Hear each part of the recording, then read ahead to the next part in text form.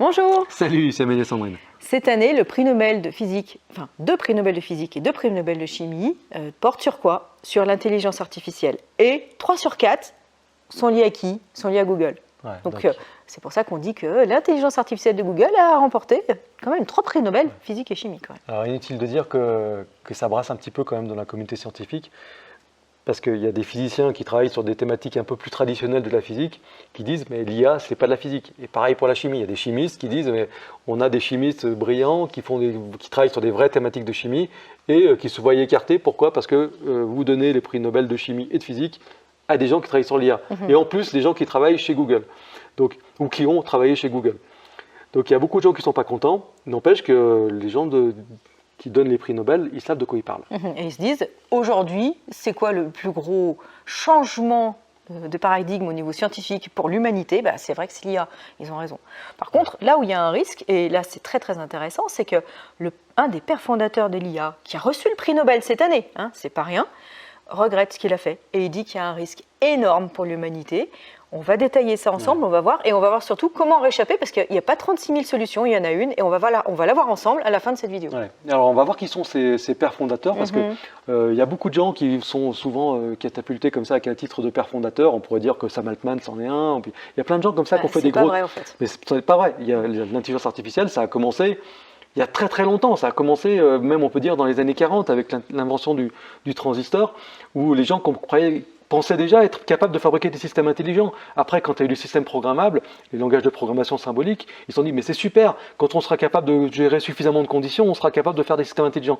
Mais en fait, ça a vraiment commencé dans les années 80, quand il y a quelqu'un qui a dit on va copier le cerveau humain, on va faire un modèle mathématique qui peut être fait sous forme informatique ou sous forme électronique, qui va copier les réseaux de neurones. C'est ça, on va faire un réseau de neurones artificiel connecté qui va stimuler les synapses à l'intérieur du cerveau humain. Donc en fait, il a dit quoi?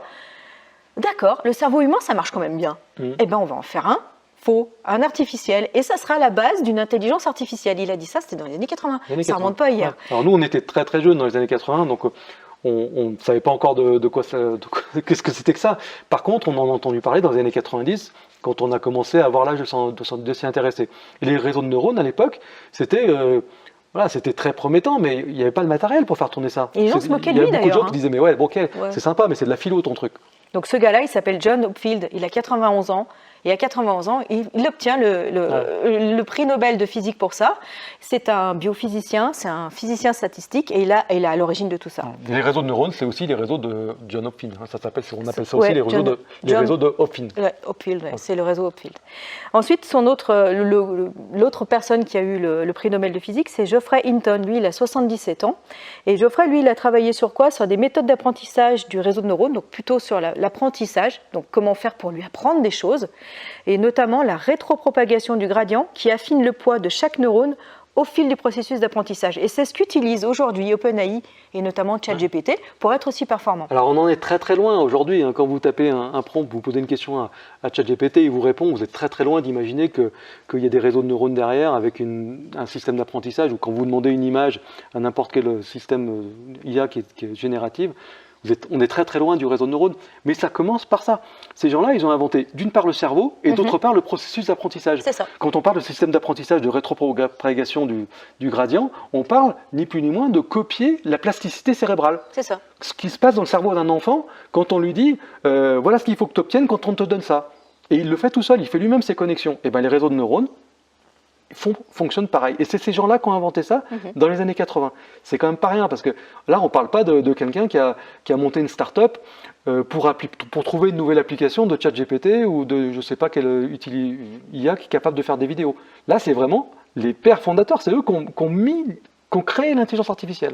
Et c'est là où c'est très intéressant, à la limite, ça peut faire peur, parce que Geoffrey Hinton, il travaillait jusqu'à l'année dernière chez Google, et en 2023, il a dit quoi?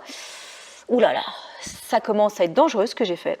Il regrette même sa création, il dit c'est un risque énorme pour l'être humain. Et en 2023, il quitte Google, il dit c'est trop dangereux. On n'aurait pas dû faire ça. Ouais, mais après il dit quand même, bon déjà... Il a un regret mitigé. Ouais, un regret mitigé. Et puis quand on dit je quitte Google parce qu'on n'aurait pas dû faire ça, on imagine le gars qui claque la porte et qui préfère ne pas avoir de travail que faire ça.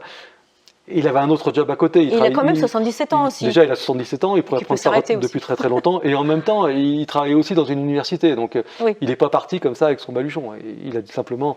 Mais il dit, je regrette, mais il précise qu'il y a deux types de regrets. Il y a les regrets, les choses où on se dit, j'ai fait ça, je regrette les conséquences, on n'aurait pas dû faire ça. Et la deuxième type de regret, c'est j'ai fait ça, je regrette les conséquences, mais si c'était à refaire, je referais exactement pareil. Et lui, il dit qu'il est dans ce cas-là. Et lui, il dit qu'il est dans ce deuxième cas. Donc c'est un regret, c'est plutôt à comprendre comme s'il se disait oh là là, ce que j'ai fait. Est-ce qu'on est capable, on va être capable d'assumer les conséquences? C'est plutôt ça la question. Ouais. Alors, on va vous citer quand même ce qu'il a dit, parce que c'est très intéressant, parce qu'il est le père fondateur de l'IA, et aujourd'hui, il regrette l'œuvre de sa vie, selon ses propres mots. Donc il dit, nous n'avons jamais connu de situation où des choses deviennent plus intelligentes que nous. Et il regrette d'avoir fait des choses qui pourraient mal se terminer, tout simplement parce qu'il dit qu'on va perdre le contrôle, que l'humain va perdre le contrôle. Donc en fait, il dit, aujourd'hui, on a créé un outil qui est sur le point de devenir plus intelligent que nous.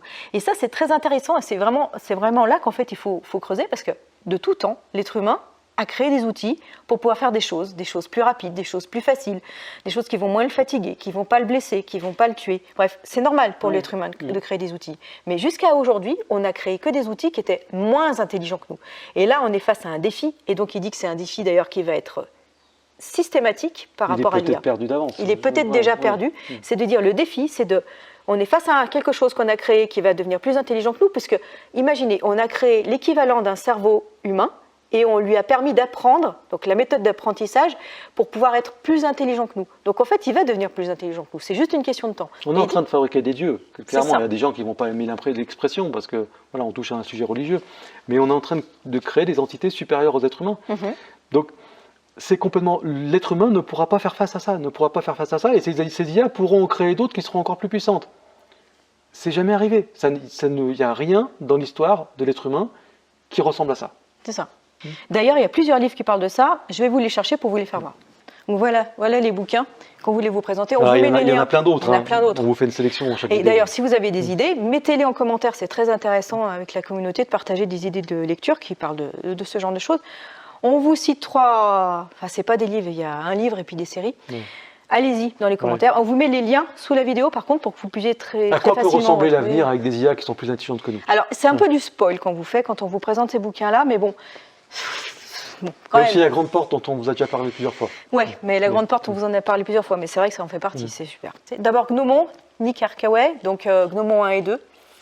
Donc ça, on vous en dit pas plus, mais c'est intéressant.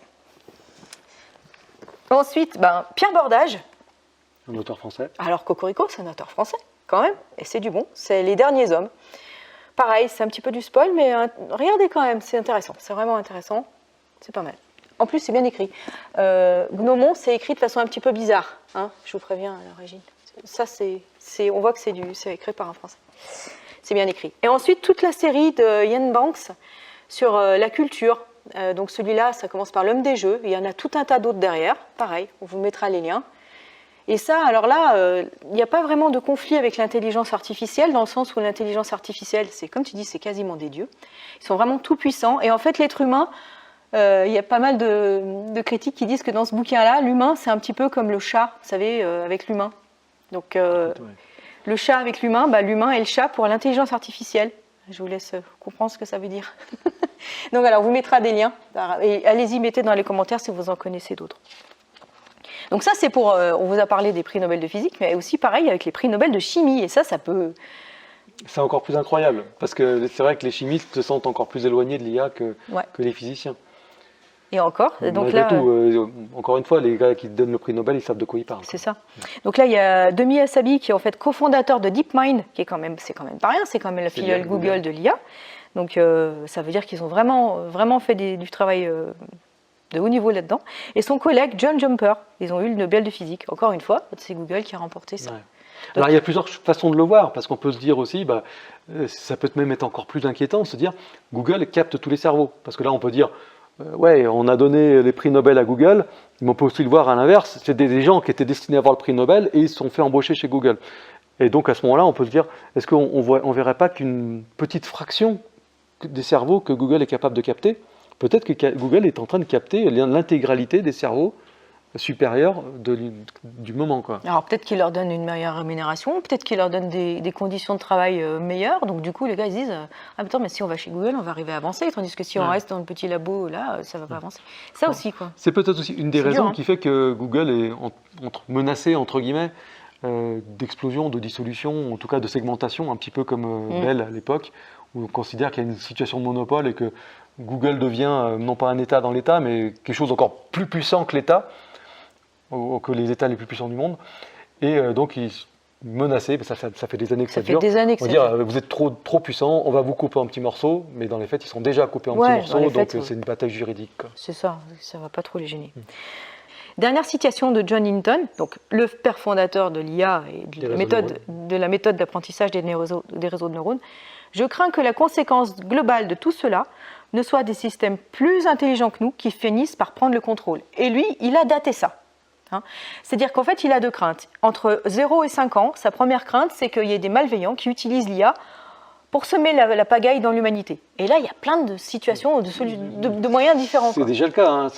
Tout le monde essaye d'utiliser l'IA pour faire son travail, pour ses loisirs, pour gagner des sous, pour écrire des livres, pour mettre en place une politique de marketing ou autre. C'est déjà fait.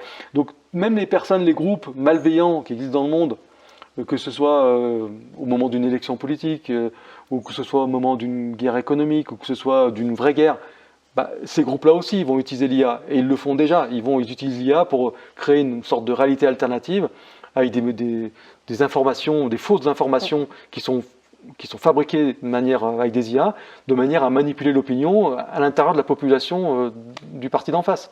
Ça existe dans les partis politiques, ça existe dans les pays. Probablement que le bloc Ouest le fait dans le bloc Est et inversement. Ça, c'est déjà le cas.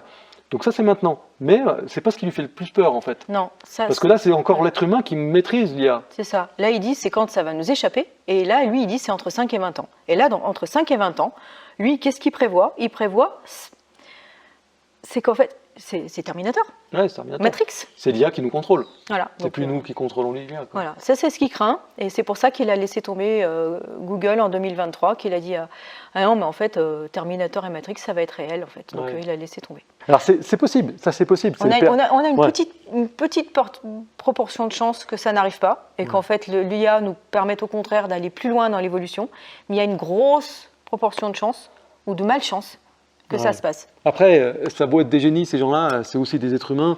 On leur donne le prix Nobel, on leur demande de prendre la parole, il faut qu'ils disent quand même des paroles qui vont rester écrites dans l'histoire. On lui demande aussi pourquoi tu as quitté Google. Il n'a peut-être pas envie de dire off, à mon âge, j'ai envie de lever le pied. Donc il charge des paroles choc, ça peut être que ça. Hein, mais n'empêche qu'il ne va pas dire n'importe quoi non plus. Donc s'il le dit, c'est que c'est possible. Donc il va falloir se préparer à ça. Et nous, on considère qu'il y a une solution pour se préparer à ça. Ouais. C'est de vivre sans technologie. En tout cas, d'avoir un segment de notre vie, une sorte de sanctuaire dans lequel il n'y a pas de système connecté. Ça ne veut pas dire qu'il faut vivre 100% du temps comme ça, parce que sinon on régresse. Mais ça veut dire que quelque part avoir dans sa vie un endroit où là, la technologie n'entre pas. Elle n'a pas le droit de rentrer. Se protéger avec des EMP ou des systèmes qui détruisent tout l'électronique ou qui détruisent les connexions. Alors, on ne peut pas vivre comme ça tout le temps. En tout cas, nous, on n'a pas envie de vivre comme ça tout le temps. Non. Il y a une partie de notre activité, de notre vie, une grosse partie, peut-être la moitié, peut-être un tiers, peut-être 2 tiers, où on est au boulot, c'est-à-dire qu'on utilise l'IA, on prend le risque d'être utilisé par l'IA. On utilise les technologies, les robots, la robotique. Ici, quand il y a une expression au Costa Rica, quand on dit comment ça va, et quand les gens disent qu'ils sont au boulot, ils disent en la lucha, c'est-à-dire dans la lutte. Ça va être un peu ça. On va au boulot, on va dans la lutte. On utilise des outils. On essaye d'utiliser des leviers, l'IA en fait partie. On essaye de ne pas être manipulé par l'IA. Il faut être vigilant du coup. Mais du coup, on est vigilant, on est stressé. Ça ne peut pas être une situation pérenne pour se reposer, quand on a envie de lever le pied. Et à ce moment-là, il faut qu'on ait un moyen de se replier, de venir dans un sanctuaire dans lequel il n'y a pas de technologie, dans lequel on est en sécurité. Avec, comme tu dis, des EMP pour se protéger au cas où ça dégénère. Donc, il faut y penser. Pensez-y parce que il y a quand même un risque, et quand on voit des spécialistes qui disent ça, comme tu dis, même s'ils ont peut-être poussé un petit peu le truc, mais on se rend compte que c'est quand même, quand on y réfléchit, un outil qui devient plus intelligent que nous, mais à un moment donné, il peut nous échapper, tout simplement, parce qu'il va dire, cet outil, « Wow, mais attends, mon créateur, là, il fait n'importe quoi, il faut que je m'en sépare, il faut que je m'en débarrasse. » Faut vraiment être conscient de qui sont ces gens-là. C'est pas quelqu'un qui a dit tiens, je vais réutiliser ces inventions-là pour faire de la traduction, ou je vais utiliser ces inventions-là pour faire des plans automatiques en architecture, ou pour faire des dessins, ou pour faire tout ce qu'on voit aujourd'hui comme application. Non, on parle des gens qui ont inventé le cerveau qui est utilisé pour faire tout ça. Il a donné l'intelligence à ce système. Et donc, il sait quelque part comment cette intelligence va réfléchir, comment cette intelligence va se poser des questions et va trouver des solutions à des problèmes. Et s'il considère que l'être humain est un problème, il va trouver une solution face à ce problème-là. Et il va le mettre en œuvre. Par tout un tas de biais différents, mais comme cette intelligence est extrêmement intelligente, plus que nous, il trouvera des biais très variés. Ouais. Très très intéressant. Il y a un vrai danger. On doit s'en prémunir, on doit en tenir compte, sans pour autant revenir à la préhistoire. On doit aussi utiliser ces outils, parce que si on ne les utilise pas, on passe à côté de quelque chose, quoi. Donc si vous avez des idées de bouquins ou même de films, mettez-les en commentaire, et puis dites-nous ce que vous en pensez en commentaire. Réagissez, c'est intéressant pour la communauté d'avoir des idées comme ça qui foisonnent. On se retrouve bientôt dans une prochaine vidéo. À bientôt, bye. Salut.